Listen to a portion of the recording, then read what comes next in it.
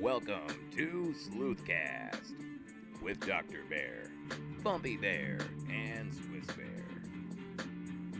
Join them in the den for some bear opinions on gaming. And now, our host, Dr. Bear. Hey, how are you?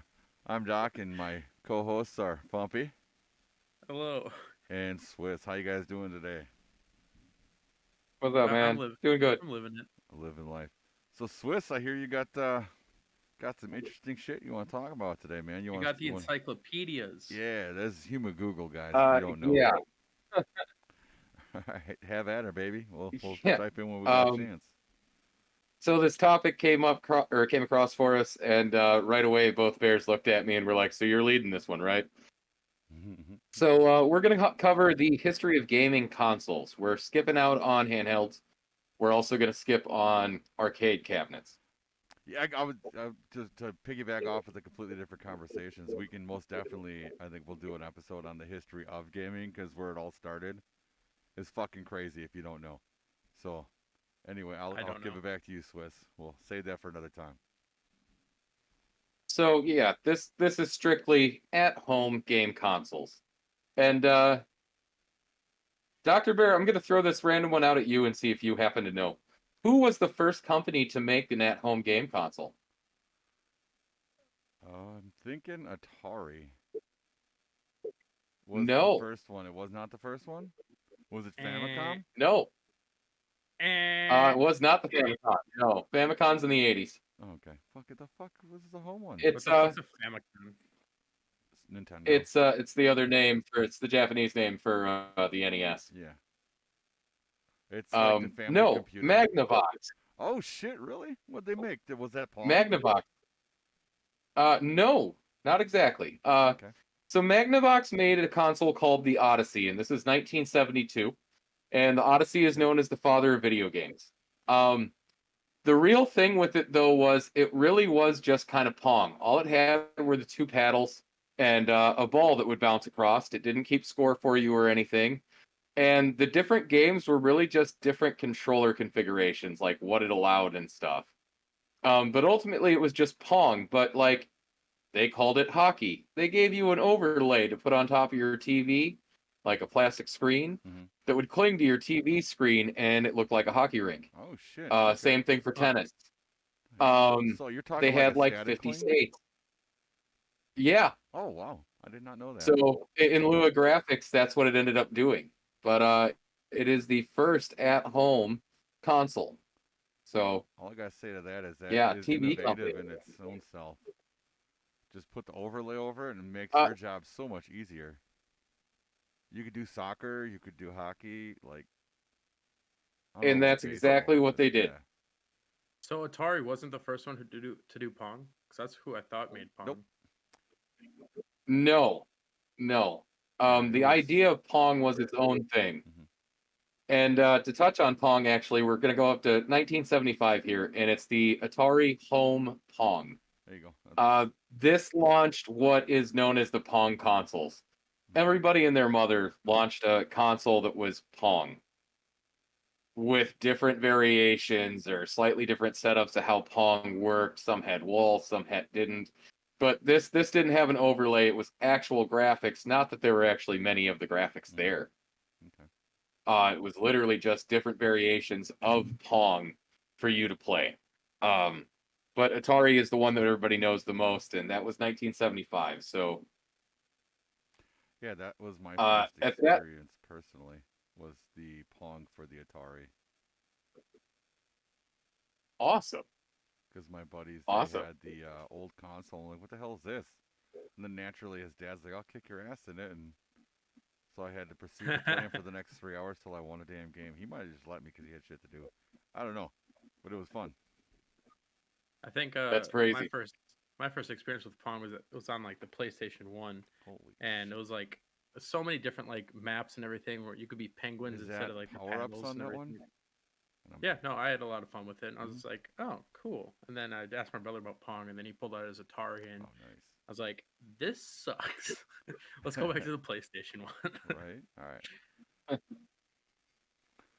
So at this point, all of these consoles actually have the games built into the console. Any form of cartridge or card that you're using is actually just to tweak the gameplay slightly. Okay? Until 1976, it is known as the Fairchild Channel F.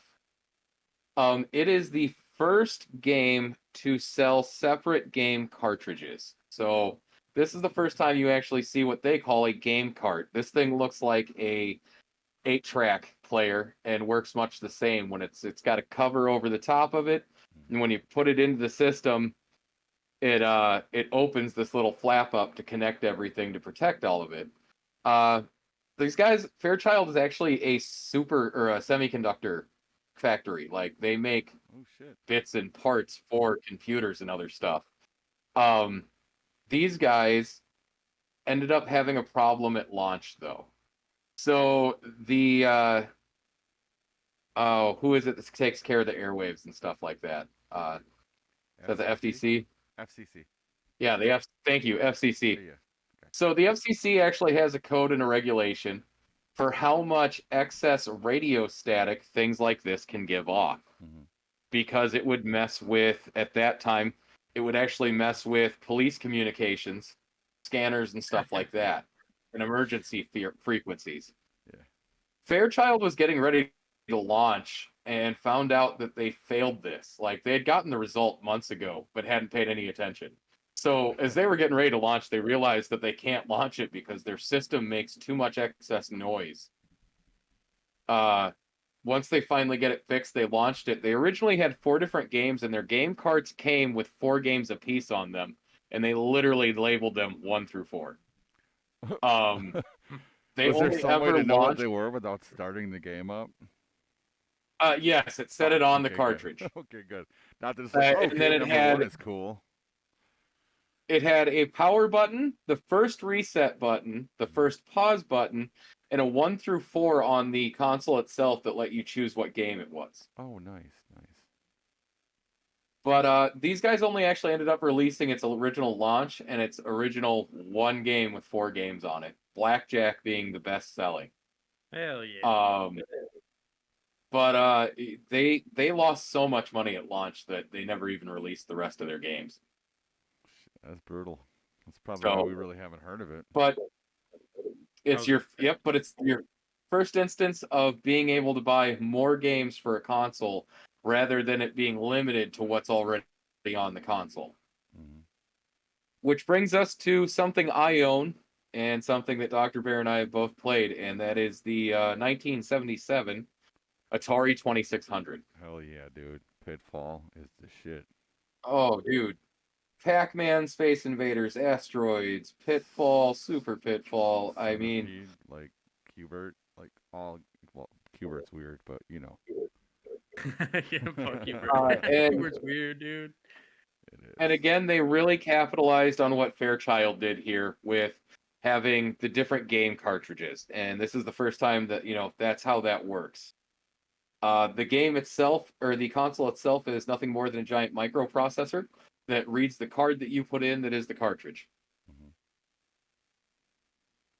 Nice. I like it, dude. So what memories do you... Sorry. When did that release? I don't know if you said that or 1977.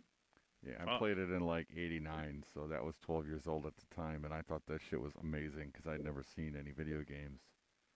And with that, I know we said we weren't going to get into it, but like majority of those games on the Atari was like originated from the cabinets, right? Yes. Yeah. Okay. Yes. Atari 2600 is one of the first times that you start to see games get ported over to the home console. Mm-hmm. And it's really the first time that a at-home console was powerful enough to play those types of games, because arcade cabinets were designed specifically for the game on them. So if it needed specific running speed, or Doc, you can speak to the hardware there a little bit more on that. It's a lot easier to bulk up your cabinet with fancy hardware if you got a giant open space. But that's I think that's where we've missed the mark as a society and gamers is we've run away from that because we just want the easy thing that we could just download. Some of those games are classics and sparked entire genres just based off of one arcade cabinet. So But you're right. Centipede, Galaga, you know, Space Invaders, like we said, every game we've mentioned pretty much started off as an arcade cabinet that Atari had launched and then made compatible for itself on the Atari, which meant that the Atari versions weren't quite as good as, as good as the arcade cabinets. Donkey Kong being one of them. It ran slower. It wasn't quite the same. Graphics aren't as sharp and as clear, but that's again a processor thing. You can put a bigger processor in a larger cabinet. Anything else you guys want to say on the 2600 there? Pitfall's the shit, dude. That's literally one of the first games I just really enjoyed. And literally, it's just pixels. You know what I mean? Like when you're young, you're like, yeah, this game is cool. Like you're a little younger than we are, so like your first experience is the graphics are night and day compared to our 8-bit fucking rigmarole with the 8-bit music, which is like nostalgia. So like even your background here with your pixels, like that's nostalgia for me. Like I love it. Like Tetris, played the shit out of that game. It's not for everybody, but like the 8-bit genre, I think saved video games because that's just a personal opinion. We'll go into that in the history of all games and everything because I got stories, baby. So with the Atari, what was the controller? Was it the thing with the knob? Joystick and two buttons. The knob? Oh, okay. There's a couple of different types of controllers for the Atari. The joystick with the buttons, your classic single button on the side and a joystick. You also have the spinner one. That's got a little spin. That was for anything Pong, that you use the dial and button on the side. Yep. But it does run most games. Fun fact: you can take a Sega Genesis controller and plug it into a Atari 2600, and it'll play any game for you. That's fucking awesome, dude. So I'm gonna pair these next two together. They're from respectively Coleco Telstar from 1976, the Intellivision. I'm gonna pair. Excuse me. We're gonna skip over the Coleco Telstar. The only thing that thing ever did was bring the first licensed sports games in. Otherwise, we're gonna go the Intellivision and the ColecoVision. These are identical consoles to one another, just released a few years apart. Intellivision in '79, ColecoVision in '82. But what they're actually most known for isn't necessarily what they could do game-wise. They were very comparable to the 2600. What they're known for, though, is their games.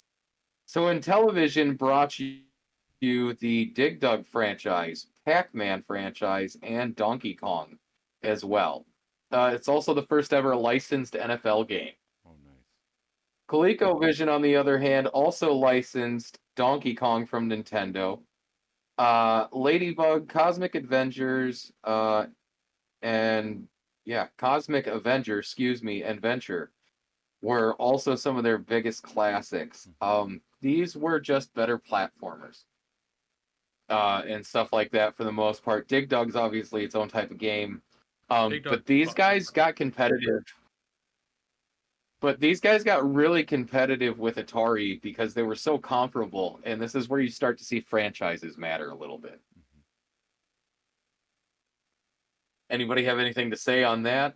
I really didn't have much either. It's kind of why I lumped them together and made it quick, because, I mean, Intellivision, ColecoVision, in their own right are their thing. But the big thing that they did was bring licensed sports games, because honestly, who knows what it would be if they didn't?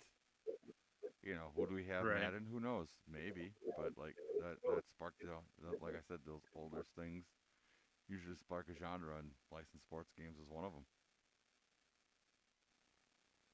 Right.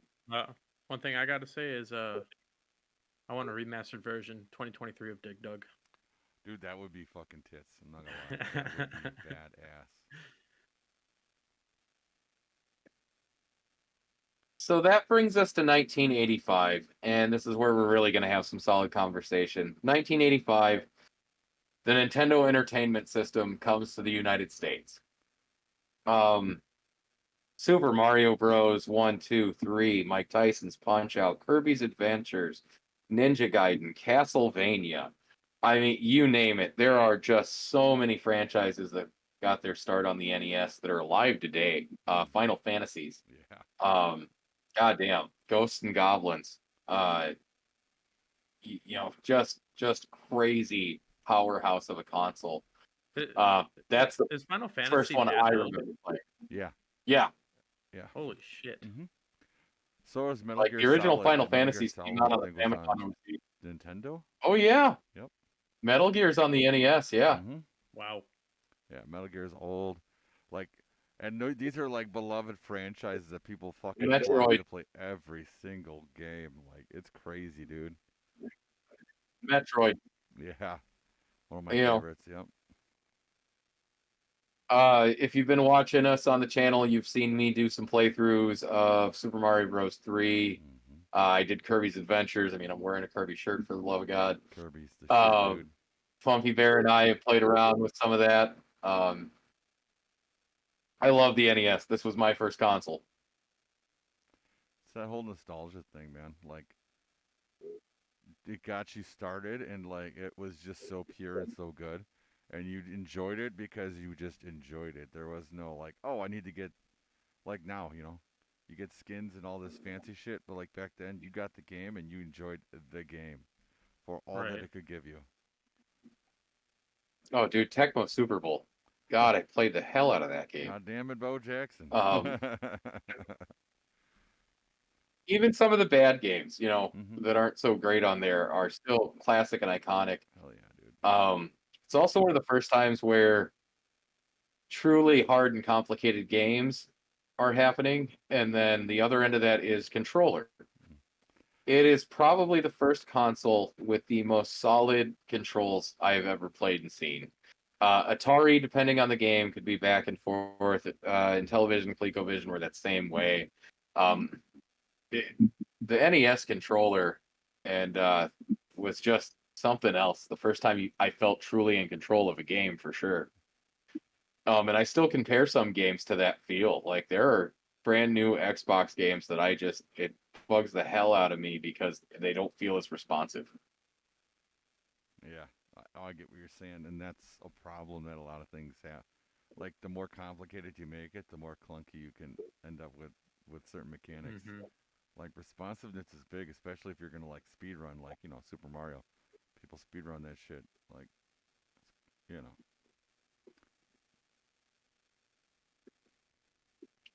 But do you guys have any other thoughts on the NES? Yeah, I mean, I think it was I think we were playing games yesterday, me and Swiss Bear here, and we started playing like a Mario Golf game, and then I was blown away how good it was, and then he was like, "All right, let's go back to the original one." I think it was on the NES, right? Yep. Yeah. Yeah. We So it started was, off on the N64. and then Nice. so the game was NES Open, and I was actually pretty shocked about how well it was created, and then because I was playing like a week ago 2K, the PGA Tour 2K, and practically the same mechanics from when it was on the NES, and I was Mhm. just blown the fuck away. How I mean, obviously, I'm assuming a golf game isn't a complicated thing to make, but it just blew me away how like a game that just released 2 years ago is practically the same as a Mario game on the NES. Yeah. And I had more fun with that because I got to use Yoshi and smack some balls around instead of my stupid ass avatar. Yeah, fucking stupid ass Avatar. So we're going to go to 1986 here, and we're going to talk about a mega flop. This is the Atari 7800.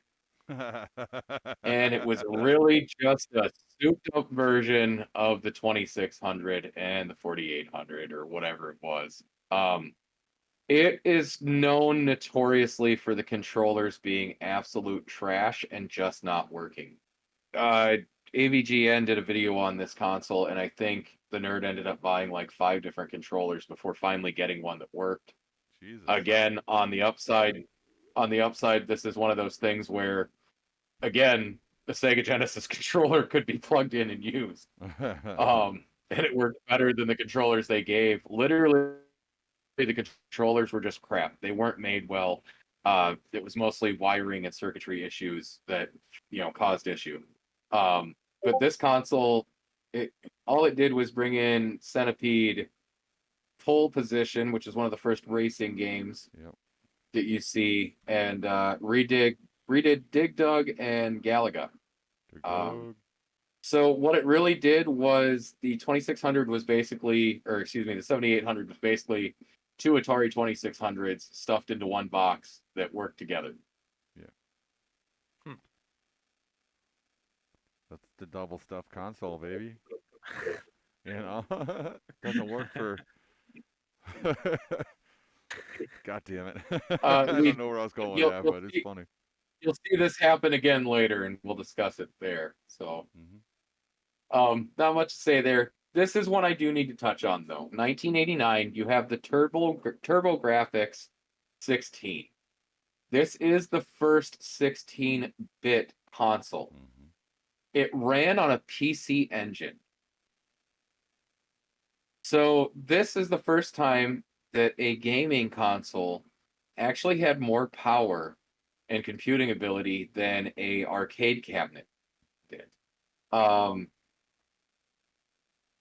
It ends up not really going anywhere. It used 2 8-bit CPUs and a dual 16-bit graphics processor.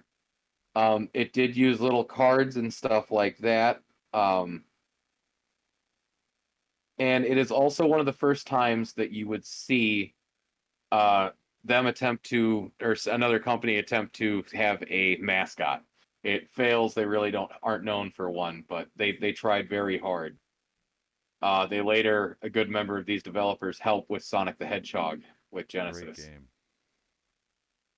But the TurboGrafx is worth talking about because this is what ends up starting a split in gaming to computer gaming again. They are literally, what they did was take a computer setup and stuck it in one of these consoles and sold it that way. So their game card inserts almost look like floppies, but they still had the teeth on them. But it was just, it computed faster. It had the first time being able to show semi 3D graphics because it was running the 2 8-bit processors. It's not a true 16-bit. It can claim to be, though. So this is the first time where graphics and speed and resolution really become a thing. Which brings us to the next console we really have to talk about, and that's 1989, and the Sega Genesis comes over. Hell yeah. And the Genesis is a true 16-bit true 16-bit console. It used their System 16 arcade board and a Motorola 68000 processor with a Zilog Z80 chip for distinct sound and control. They also had a blast processor in it. This is where you get Sonic the Hedgehog, Streets of Rage. Nintendo finally has competition. There are third-party games that are launching stuff on them, so you do get, some crossover with Nintendo suddenly. Licensed franchises like Teenage Mutant Ninja Turtles release games on both consoles that are different from one another because of the different teams and what they could do, and it's the beginning of the console wars here. Huh. So what do you guys know about Sega Genesis? All I know is war never changes. But Sega was fun. I didn't play a ton of it, but I did play Sonic and Sonic 2. There was a bunch of other shit. I just thought, like, the music of Sonic and how responsive it was. Like, your dude just flying across the screen and everything just kept up seamlessly. It looked fantastic. And for the time, it was just, like, fucking state of the art. You know what I mean? Like, from the 8-bit to that is just a fucking jump. Hey Yeah, man, no, I like mean, like their advertisement said, Sega did what Nintendo don't. That's You're not wrong, baby. You're not wrong. no, I mean, again, me and Swiss have been fucking playing around the emulator on the Switch, and we switched over to the Sega Genesis. I played Sonic for the first time. I played a couple of the well, I think it was Street Fighter, right? We played on there. we played Street Fighter. Yeah, you play Street Fighter. I see now. Why did played Street Fighter on there? I think so. Yeah, and We then we did do played Streets of Rage. Yep. We did and Streets then of Rage. That was the beat 'em up. there was a You did dodgeball game though. that That bird dodgeball one. game. What's that bird one, dude? That shit The was crazy. dodgeball game was on the NES. Oh, okay. So But no, Uh, when I was younger, I definitely didn't. My brother didn't. I think he had a Genesis, never played it. I was always focused on Nintendo and PlayStation. Um, but like, it's hard to ignore the huge titles that did come from it. I do think it's funny though how like the people who made Teenage Mutant Ninja Turtles was just like, here's the two license. See who wins. Like they started that war. Teenage Mutant Ninja Turtles started that fucking war. Ain't nobody fucking with the turtles, man. You know. Right. so moving on here. This is what I'm going to consider the death of Atari. 1989, the Atari Lynx. They did the same thing the other group did. They slammed two 8-bit CPUs in, called it a 16-bit processor. Double stuffed. It did have a 16 megahertz CPU in it. Not that that helps a whole lot with it. It did allow you to daisy chain up to 8 players at once. Not that it had any games worth doing that with. That's kind of cool though. Right, but that's really all there is to talk about. They didn't introduce any groundbreaking games. It didn't live very long, and it was very quickly shut out by the Genesis and what's about to come. I I think it's kind of funny. It's just like, oh, here's 8 controllers. You guys can play with all your friends. But we're No gonna games give you with nothing. yeah, no fucking games. That's some bullshit, dude. Get fucked, nerds. Yeah. There were a few that supported it, but like they're not notable games. So like clearly it didn't work. Right. And again, most of the reason this failed is the Genesis is happening, and then in 1991, you're playing with Power, the Super Nintendo. Hell yeah. The SNES, as it's called, probably the strangest way to pronounce a nickname. Sounds like you got to sneeze. Mm. I just sneezed. You know? Sniz. Sneezed. Can't give us crazy names to things, Swiss. Cause This we're was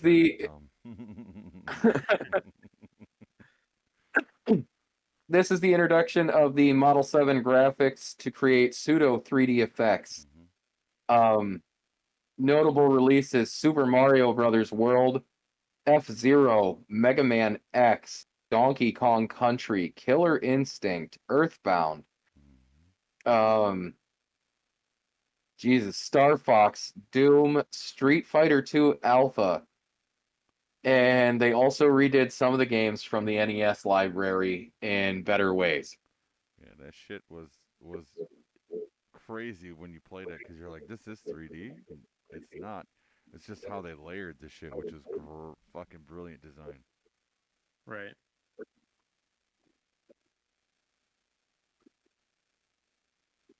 So yeah, the SNES is just killer. The library speaks for itself. It's a landmark in gaming, and eventually Genesis ends up releasing multiple parts that you can add on to it, pack on top that made the graphics a little bit better.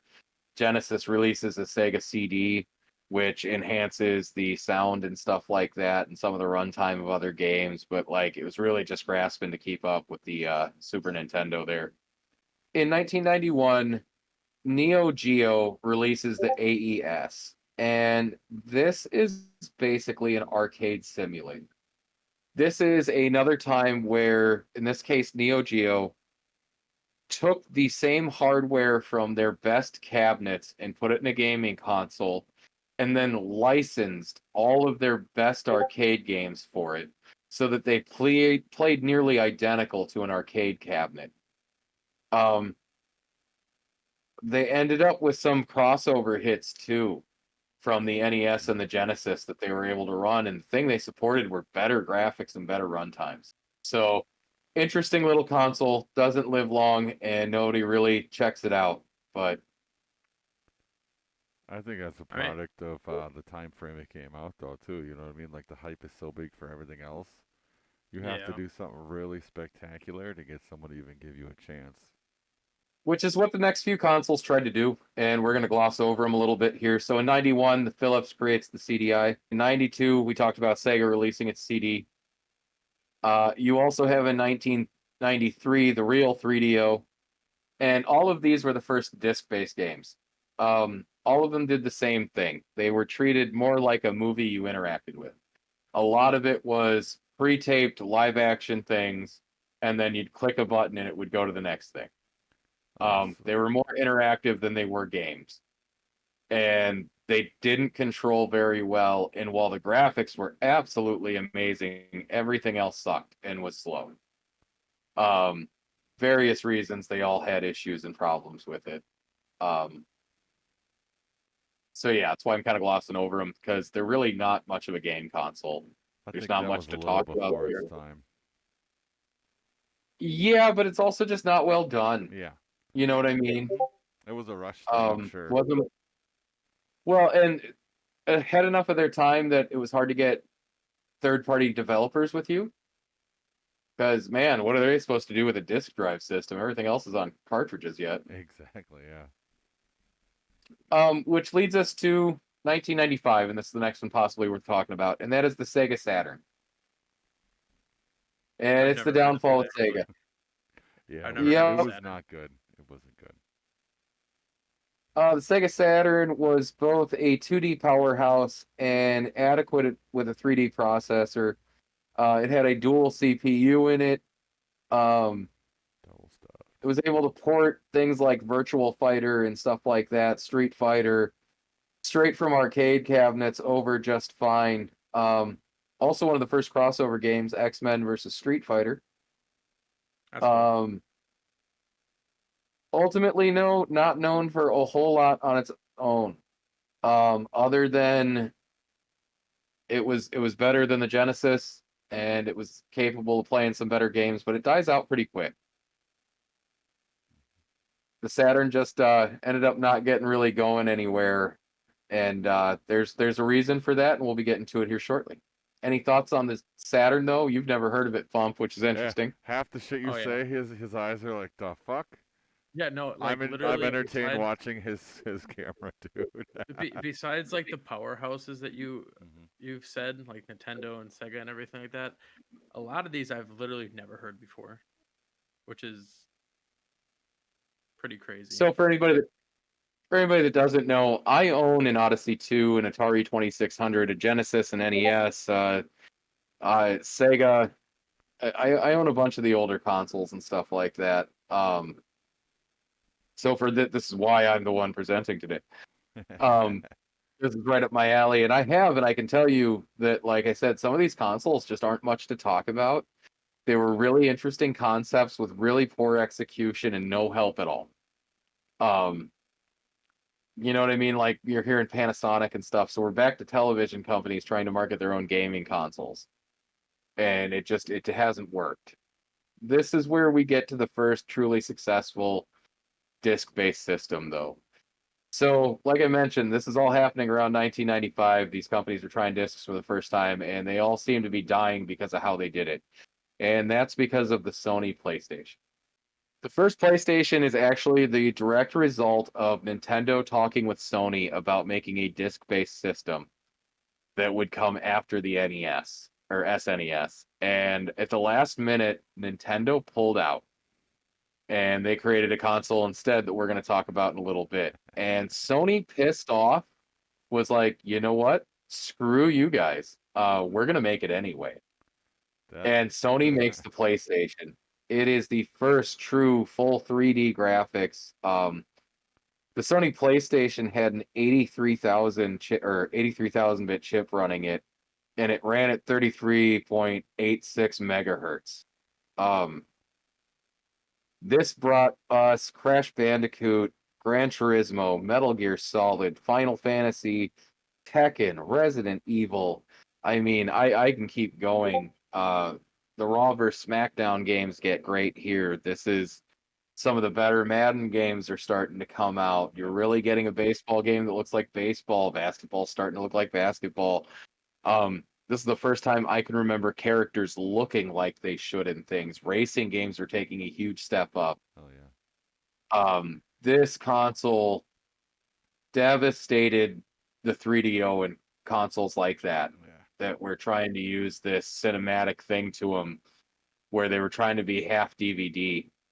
Sony didn't fuck around. No. Sony made a gaming console that played games, and if it was going to be cinematic, it was going to be in-game cinematic, and they just destroyed that market. I think it helped with that processor in the 33 megahertz. Like that's 30 frames a second.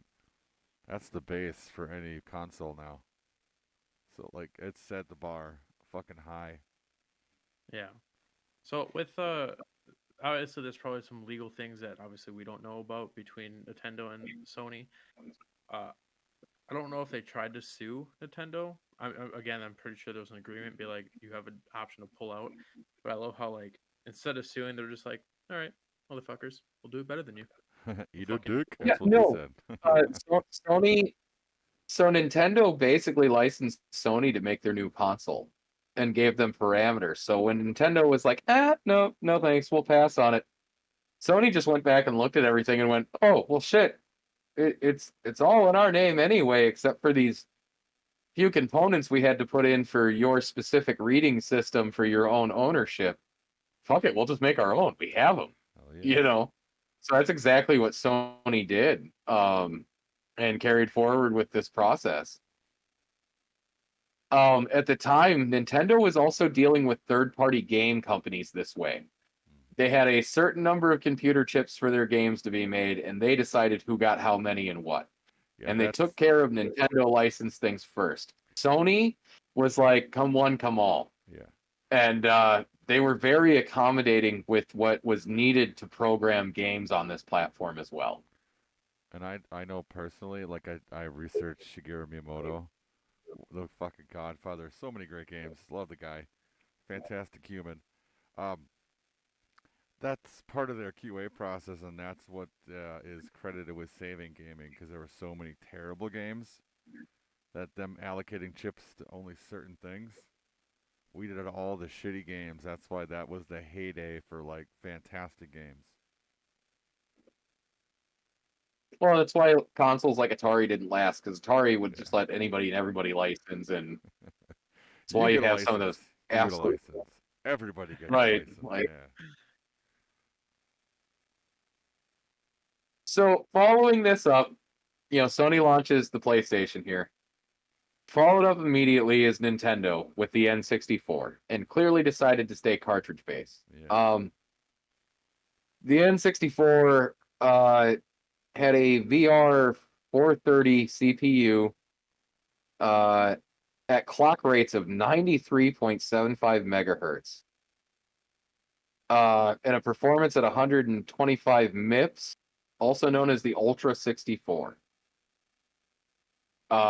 This, for a cartridge-based unit, has more power than anything else we've ever seen that's using cartridges.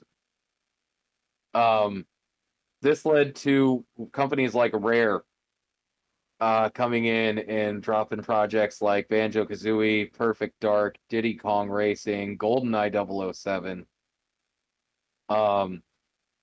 Nintendo themselves has Super Mario 64, Star Fox 64, Mario Kart 64, the original Super Smash Brothers, Legend of Zelda Ocarina of Time.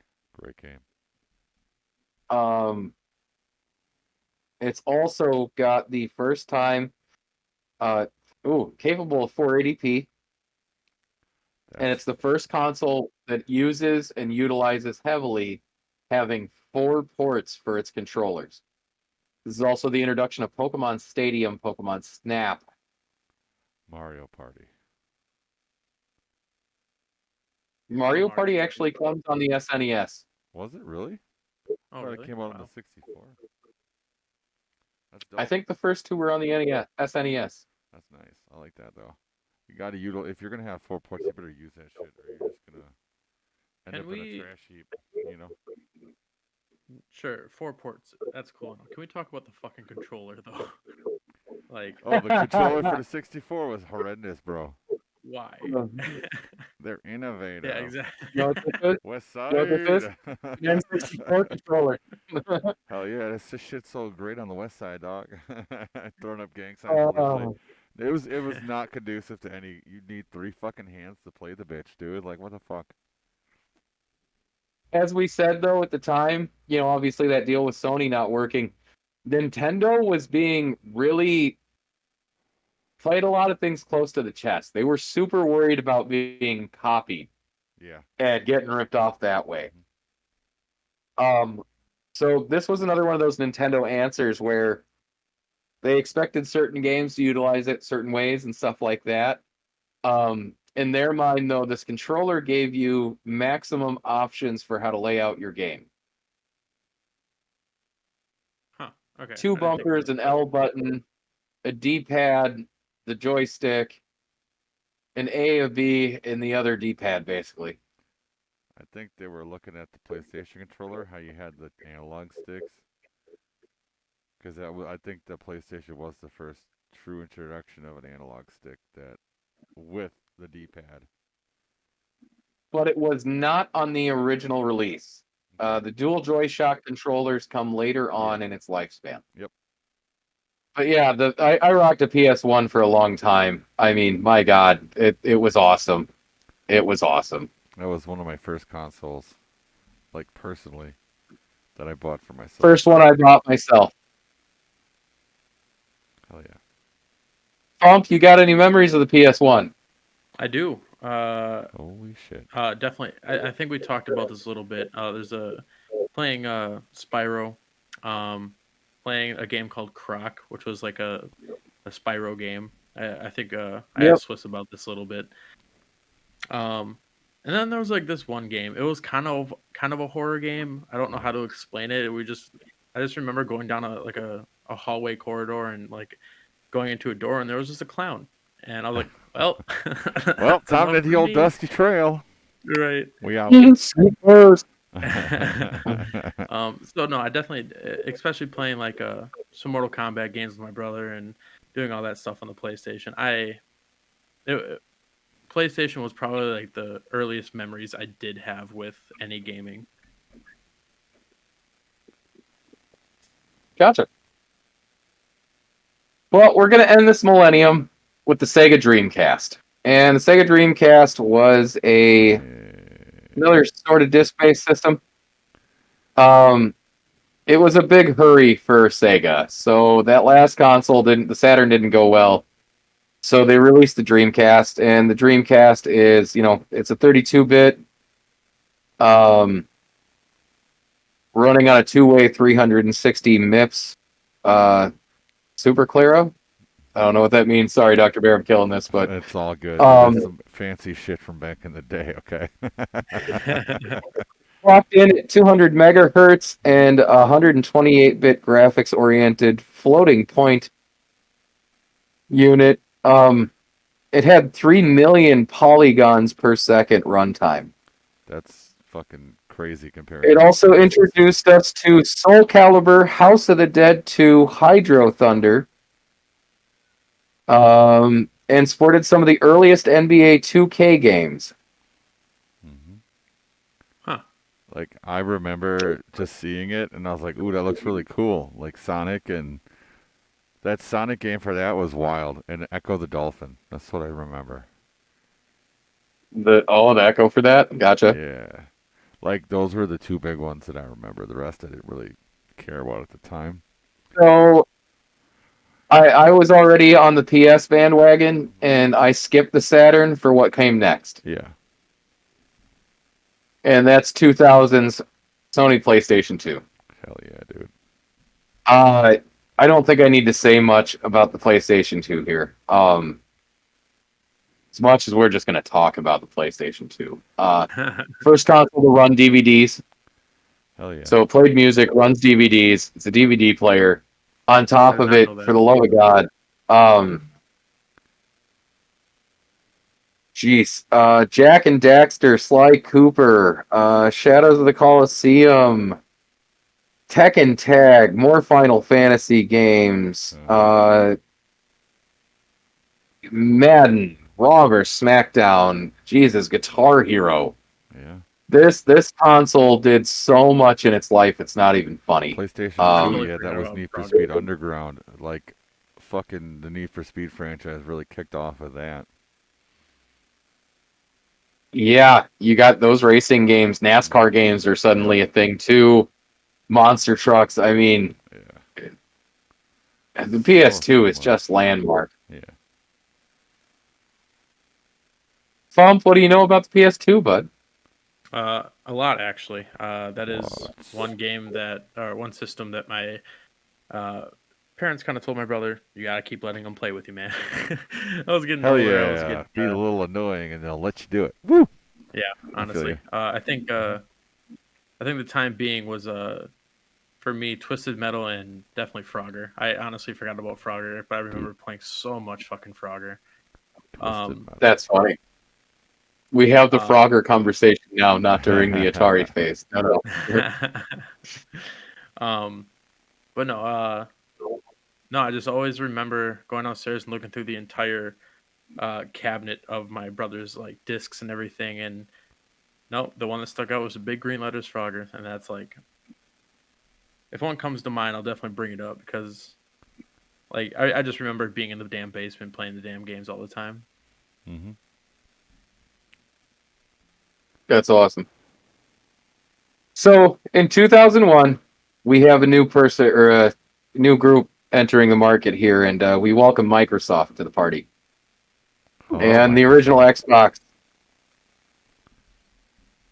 Xbox touted a 32-bit, 733 megahertz Intel Pentium 3 processor with 64 megabytes of unified DDR SDRAM. Doc, what the fuck does that mean? Dual direction RAM. It's faster. All right. So it's just like, I don't know what the fuck that means right now, but carrying on. It's all good, man. It's a lot of fucking The technical Xbox lingo. did.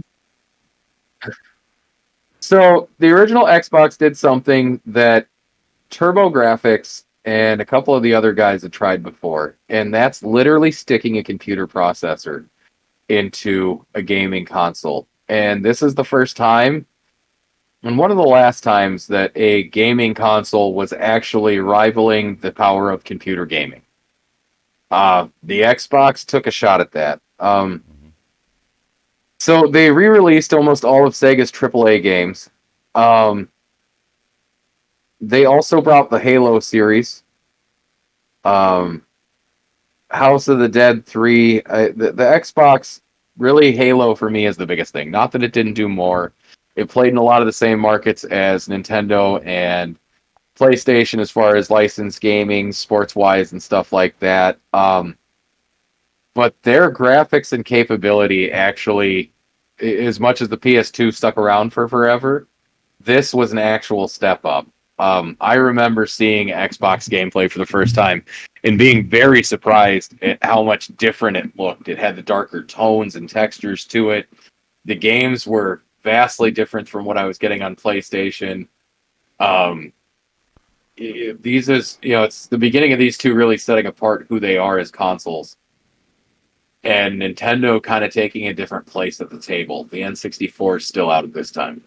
I want you to know that they came to the adult table and left Nintendo at the kids' table for a bit. What Xbox did or Yeah. Microsoft? Yeah. PlayStation and Xbox both kind of did that.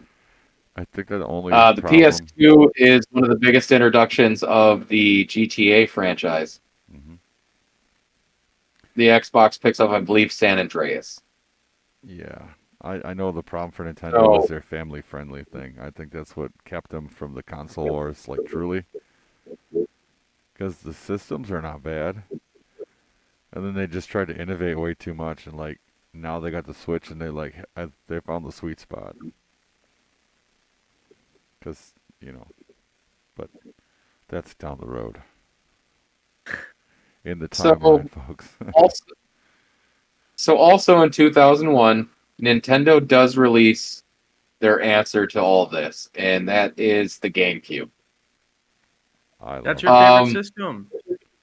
Yeah. yeah, it had a lunchbox handle and was designed to look like it was kiddie friendly. Hey man, I would Um, have ate meals out of that thing. Don't sass that fucking system. I personally well, loved that shit, but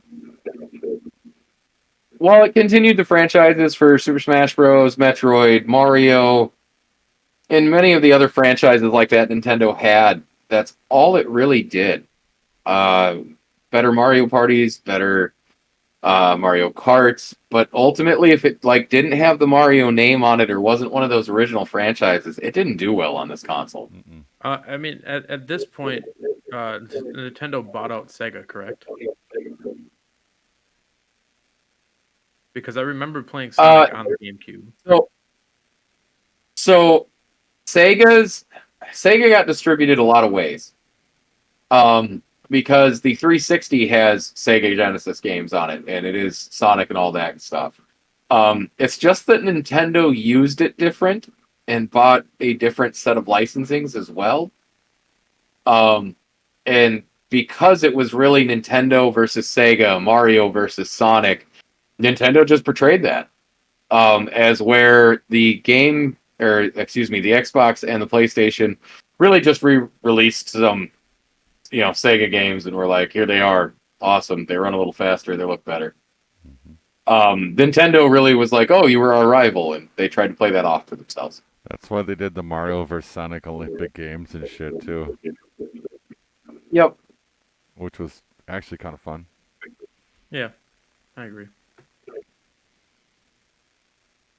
So, the GameCube suffered because of what was around it. The Xbox and PlayStation 2, like Dr. Bear just said, they left Nintendo at the kiddie table. They were bringing big boy games in, Hmm. Yeah, they put on their big boy pants, one leg at a time, baby, and then they showed up like, "What's up, bitches?" which brings us to 2005. Ooh. Microsoft launches the Xbox 360 console, and this is my first Xbox. Um, Game. 360 is one of the first consoles to have apps like HBO and Netflix and stuff like that on it. Hmm. Um, Right at launch. yes, primitive versions of it, but yes, Okay. the Netflix we're talking about is still an ordering system, not the Yeah, online streaming. Okay. yeah. Those were the days when they'd send you a Uh, disc to watch. this is most popular for the Gears of War franchise, Dead or Alive, and continuing with Halo 3.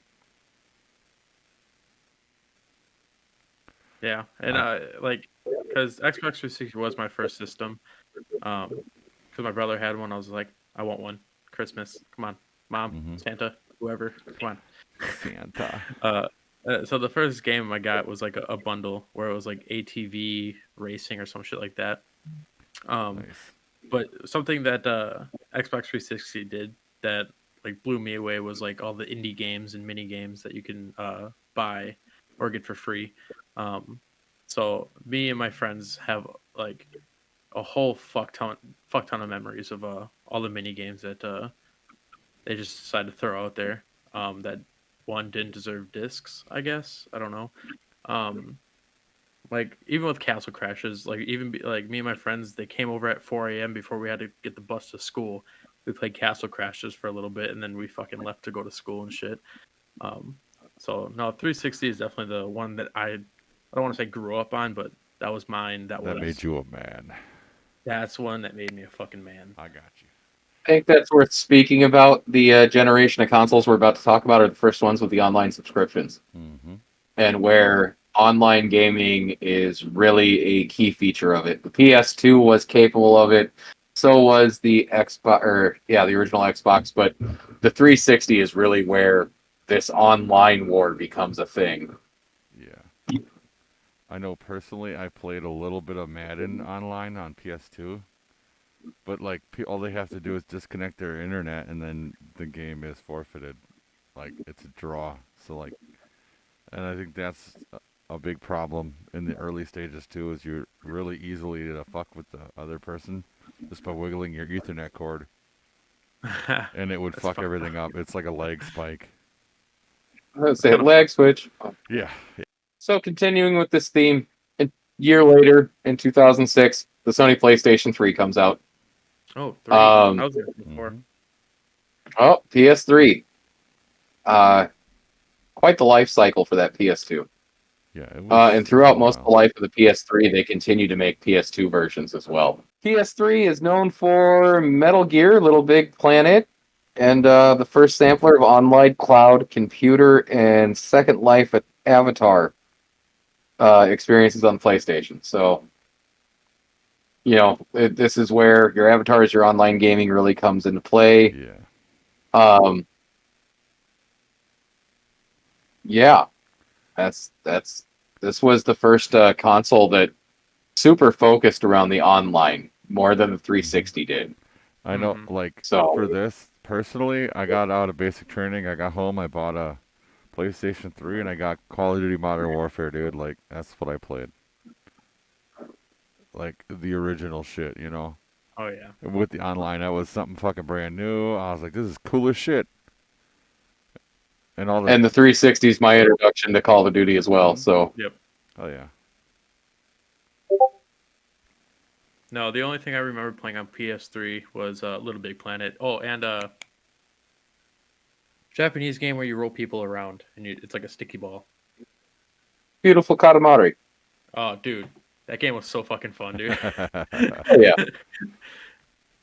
That game was so I had fucking fun. it on 360. So oh yeah. also in 2006, you have the Nintendo Wii, and the motion controls here Wii Sports, bro. are everything. What can you say about the Wii? It was the rebirth of Nintendo, and it's really what brought them back into the light of modern gaming. And it's really Nintendo. In my mind, it was Nintendo admitting that they weren't going to keep up with the style and types of games that you were going to get on Xbox and PlayStation. Mhm. For me, the Wii was Nintendo going, cool, you guys go do your thing. This is what we're going to do.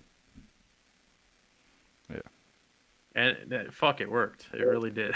I know the controls were janky, but like it was an innovator. It got people up and moving while playing a video game, you know, Oh yeah. which is pretty cool. Like I think it's funny. I don't think anything besides like Wii Sports Yeah. or Mario, that's Mario like the only, like, Galaxy has fitness pops into my one. head. That game was innovative as hell, especially when you had the Joy-Con, the nunchuck or whatever, you know, and you're shooting the stars at the fucking little, or the fucking gems at the little star guy. And honestly, I always fucking hate using it. But Mhm. when they introduced Mario Kart and they had the wheel and just using that, I hated using it. But like I thought it was a cool thing that they introduced. Hell yeah, it's pretty neat.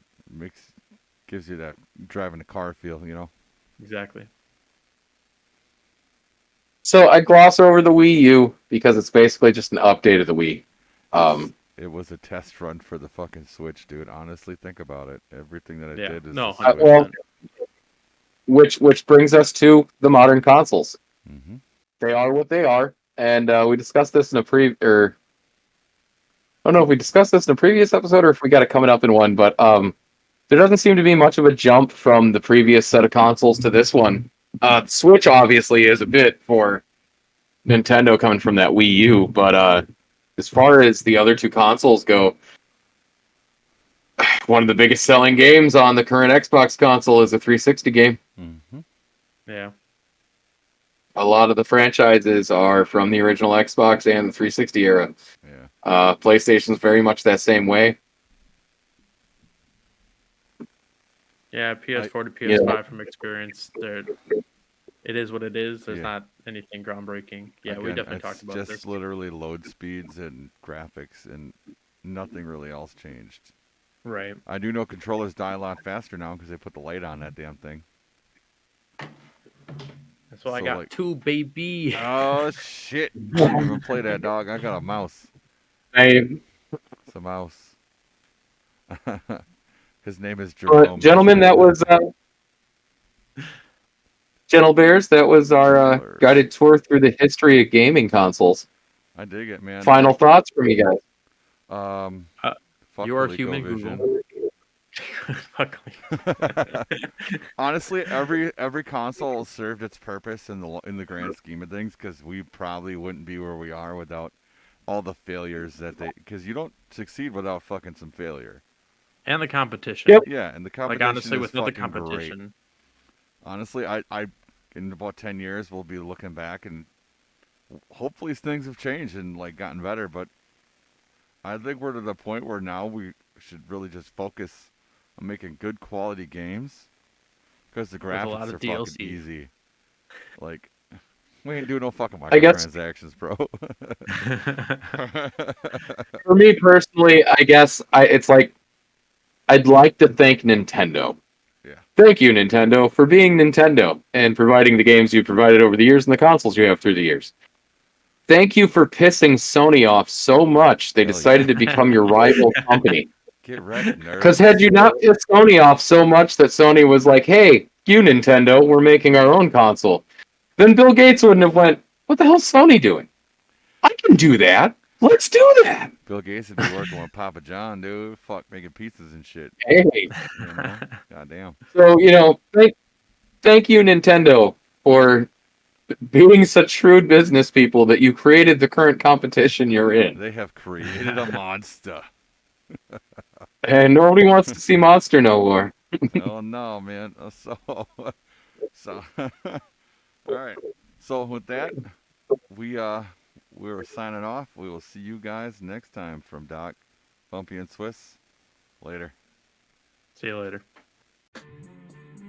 Thank you for listening to Sleuthcast. Catch the Bears every Friday. For more bear entertainment, follow the Bears on Spotify, iHeartRadio, Amazon Music, and on YouTube at SXZBear. For gaming content and live streams, catch the Bears on YouTube at SXZBear. Thank you for listening.